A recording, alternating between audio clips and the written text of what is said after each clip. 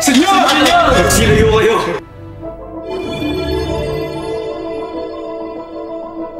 Magandang gabi sa inyong lahat. Ikinalulugod kong ipakilala si Don Crisostomo Ibarra. Nang ikay naglalakbay, ako ba ay iyong naaalala? Salud!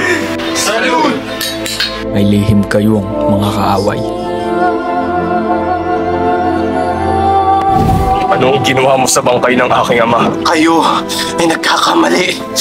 Ang kurang pinalitan ko ang may kagagawan ng lahat, si Padre Damaso. Excelente desisyon, Maria. Sunugin niyo ang lahat! Sakmaluhan niyo ako si Crisostomo! Traidor! Siya ba eh? Nawala